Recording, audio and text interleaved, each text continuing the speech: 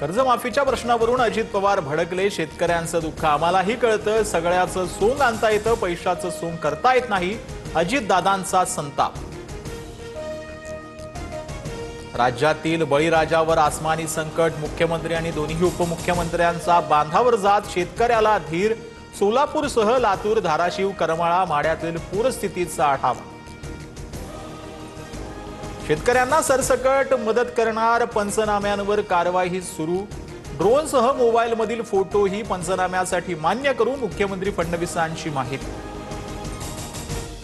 मुख्यमंत्री फडणवीसांकडून सोलापुरात निमगाव आणि दारफळ गावात पाहणी, शेतकऱ्यांना दिवाळीपूर्वीच तातडीची मदत करणार, आवश्यक तिथे निकष शिथिल करणार, फडणवीसांची घोषणा। पूरस्थितीवरून राज ठाकरे आणि आदित्य ठाकरेंचं मुख्यमंत्र्यांना पत्र, कुठल्याही निकषाची चौकट न ठेवता सरसकट ओला दुष्काळ जाहीर करा, एकरी 30,000 रुपयांची मदत द्या, फडणवीसांकडे मागणी। शेतकऱ्याचं साठवणुकीतील धान्यही अतिवृष्टीच्या पाण्यात भिजलं, उपकार केल्याप्रमाणे 7,000 नको तर हेक्टरी 50,000ची मदत करा, रोहित पवारांची सरकारकडे मागणी। उद्धव ठाकरे उद्या मराठवाड्यातील पूरग्रस्त भागाचा पाहणी दौरा करणार, धाराशिव, बीड, जालन्यासह छत्रपती संभाजीनगरमधील नुकसानीची ठाकरे पाहणी करणार। राज्यात उद्यापासून 29 सप्टेंबर दरम्यान 5 दिवस मुसळधार पावसाचा इशारा, मराठवाड्यातील काही भागात 27 सप्टेंबर रोजी पावसाची तीव्रता अधिक असणार।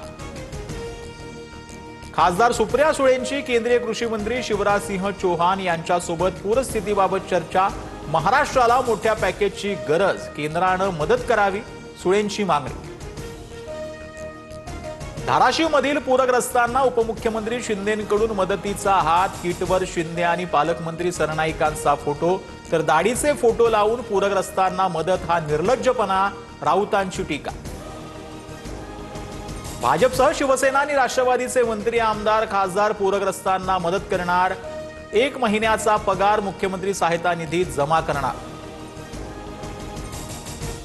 मंत्री आमदार नालायक असतील तर त्यांच्या सुद्धा सर्व गोष्टी बाहेर काढायच्या, पालघरमधील जनता दरबारादरम्यान गणेश नाईकांचं विधान।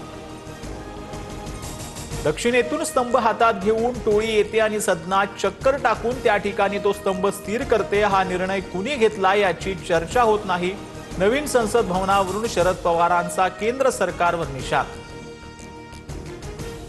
जालन्यात धनगर समाजाचा इशारा, मोर्चा, अनुसूचित जमातीमध्ये समावेश करण्याची मागणी, भाजपचे आमदार गोपीचंद पडळकरांची उपस्थिती।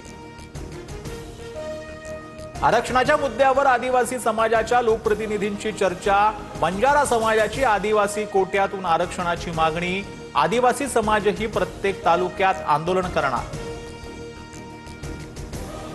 नंदुरबारमध्ये आदिवासी तरुणाच्या हत्येप्रकरणी कारवाईसाठी संघटना आक्रमक, आंदोलकांकडून वाहनांची तोडफोड करत जाळपोळ, जमावाला पांगवण्यासाठी पोलिसांचा लाठीचार्ज, परिसरात सध्या तणावपूर्ण शांतता।